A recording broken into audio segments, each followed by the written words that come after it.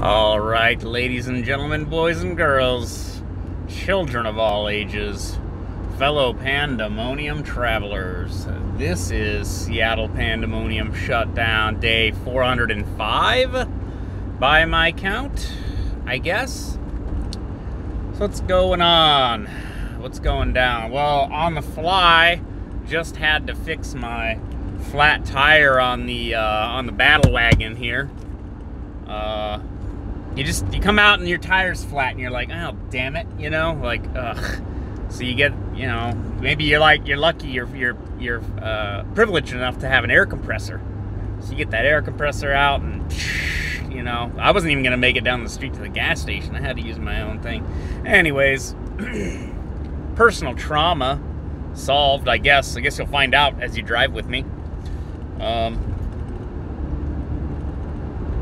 So what's going on? What's going down? So I believe it was this very week, maybe Monday or Tuesday, I talked about, as I often do, I think, I talked about the, like, media corruption and how we're all kind of, like, getting manipulated, basically, like, by the, you know, by the media, like, kind of all the time. And it reached a new level. Well, it's reached a new level during the Biden administration. I should call it a regime. People are calling it the Trump regime. Let's just call it the Biden regime. What with the border shenanigans and the newspeak and everything. Newspeak, Google it, kids. But the Trump, Russia, Afghanistan, hit job story. So pay for scalps. Like, this was the story. This went around like last summer.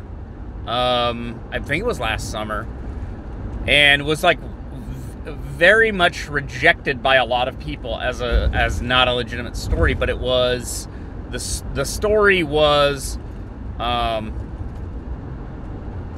that the Russian government paid the Taliban, or, you know, Afghan, you know, insurgents or whatever, paid them money for hit jobs on American soldiers. Like, we're gonna pay you and then you're gonna kill these Americans.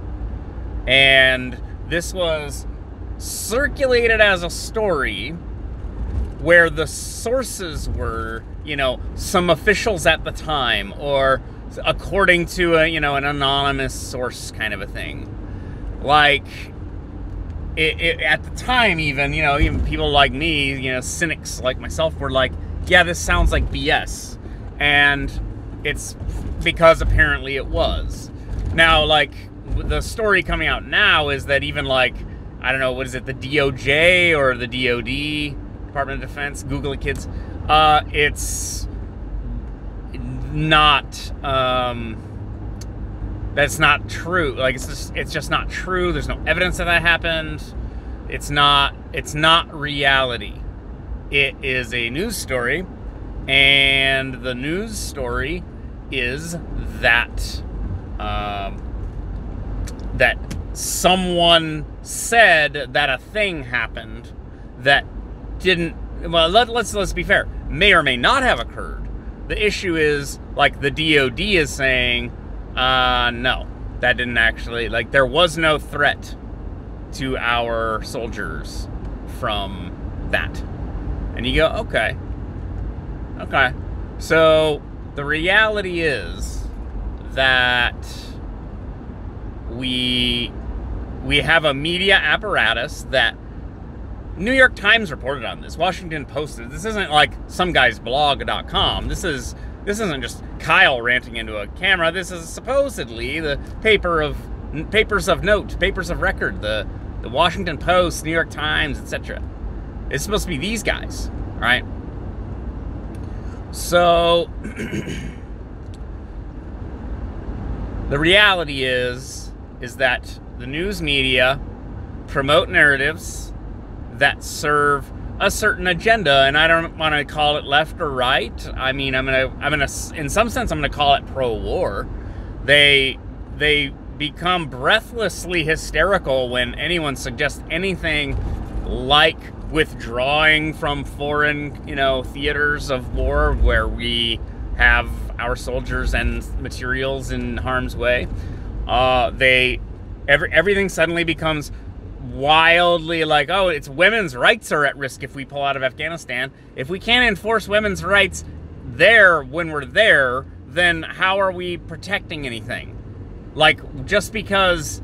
So what you're saying is we need to have global Western imperialism where every country in the world, their culture, not just their country, treats women the way we say they should treat women.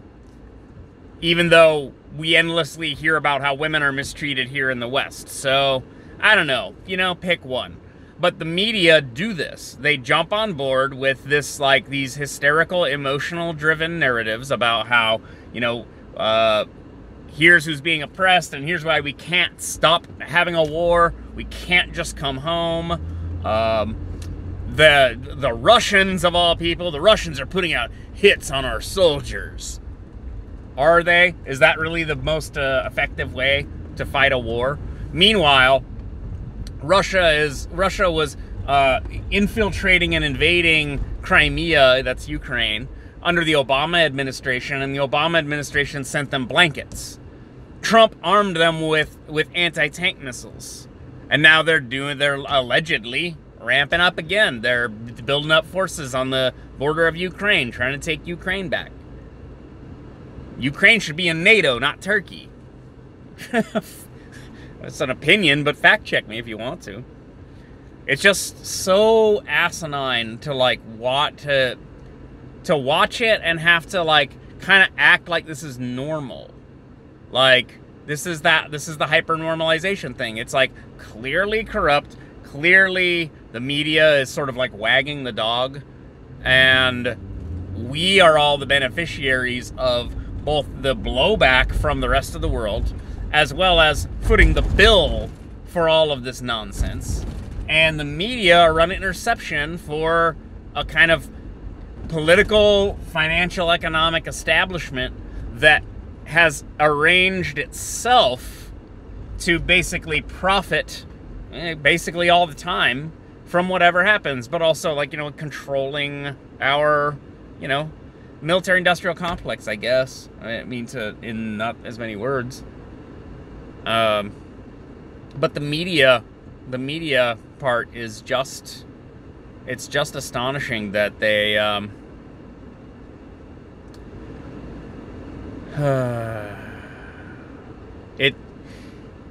it's tiresome, okay? And it's tiresome in the sense that you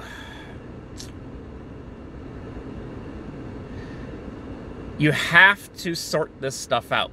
So this was like something I was saying to a coworker the other day, which is, we keep seeing these snuff films of, the police killing people, and then everyone shares it with each other, and then everyone gets all upset, and then they go out and riot. And you go, okay.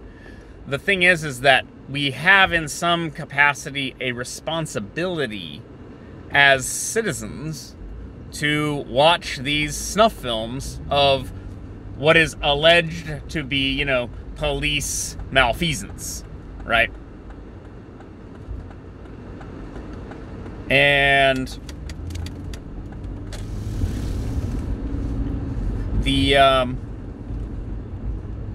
but the process of actually watching all of these films, the one out of Chicago, George Floyd, whatever it is that you're watching someone die, whether they're being killed or not or whatever. You're watching someone die basically like over and over again. Over and over.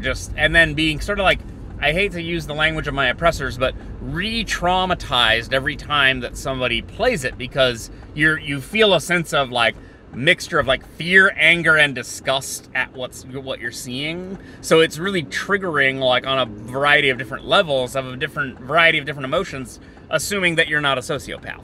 Like if you're just a person, you're gonna go, oh God, oh my God, what is this? And then we do this to each other over and over again. Now, like I was just saying, though, we have a sort of responsibility to watch this content and sort out what's going on. Because depending on what part of what clip you saw, like the kid in Chicago, people are saying he was a 13-year-old kid and he was shot and he was unarmed. No, he was not unarmed. Does that mean he should have been shot? No. But he was pulling a gun out in an alleyway after shots had already been fired. So then the officer sees him pull a gun out and then shoots him. And then you're like, well, this all didn't need to happen. But it didn't just need to happen because the officer shouldn't have been there. No, some people called the officer because, you know, like there was gunfire going on. People were like shooting. And so then he shows up and then here's this kid running away and then he tries to stash the gun. He throws it away, but he pulls it out. Officer sees him pull a gun out and they shoots him. Now it's like, again, none of this needed to happen, but that kid, 13-year-old kid, shouldn't have had a gun in an alleyway at 2 in the morning either, but I digress. That's still missing the point. The point is that there's context. It's like the other kid in Minneapolis. It's like there's context to what's going on. The police didn't pull this kid over and then just shoot him on the spot. No, there were a series of escalating mistakes happened that didn't need to happen, but that's like pointless, like a pointless observation, you know, from me. Surprise, surprise. But the reality of the context of the situation is no one wanted to shoot anyone, and then 5 seconds later someone gets shot. Right? It's like it goes from 0 to kind of infinity in like at the drop of a hat. It just goes from everything's cool, here's your driver's license, here's your thing back, here's your registration back, I'm just gonna go run your name real quick, and then escalation. Like, and the escalation can come from any direction, either side, anybody, but it happens. And you have to adjudicate these things. Luckily, we have the footage. So this is the thing about, remember like Mumia Abu Jamal? Remember that? Is that guy still in prison? Is he dead? He like allegedly ambushed a cop when the cop was arresting someone else or something. And it like, I don't know the specifics of the story, but the guy was like locked up for like 30 years or something. And it was kind of like the Hurricane. If you ever seen the Hurricane, the boxer guy, he was like wrongly arrested for a murder robbery, and it took like decades of people continuously trying to, like, you know, appeal his case to get him freed from prison. But we didn't have body cam footage of that, you know, or like the Mumia Abu Jamal thing. Like, we didn't have, you know, cameras strapped to the officers to show us another angle on what's going on. It might have adjudicated him, or it might have exonerated him, rather, or it might have indicted. It might have been indicting. Like, it might have been like, well, there he is. He's got a gun in his hand. Like, we need to know, right? Like, we need to know before we lock up people, lock up innocent people, and put them in cages where they will, you know, be victimized by other prisoners, etc., and ruin the lives of their families and stuff. We want to be as sure as we can. But in the modern context, again, we have these body cameras. We have security camera footage. You know, God, like, you have to watch the videos. You have to watch the snuff films and analyze them to figure out who's right about the, you know, responsibility, liability, you know, the risk to the people involved, like who escalated what when, who had a gun, who didn't. You have to, like, look at these things, but you can't just watch a clip. No, you have to, like, look at the, like, color commentary. Like, you have to look at other people, you know, like I've done it, looking at timestamps and pulling out pictures and screenshotting stuff and highlighting things. This is what this person did. This is what they had in their hand when they did this or that. And I mean, everyone has to, it has to become the Zapruder film, and we all have to become forensic, you know, analysts like CSI, zoom in, enhance, and figure out who did what when. And if you don't do that, you will be preyed upon by fear-mongers and emotional manipulators. Fact. All right, that's enough from me for a Friday, I guess. I'll talk to you guys later. Bye.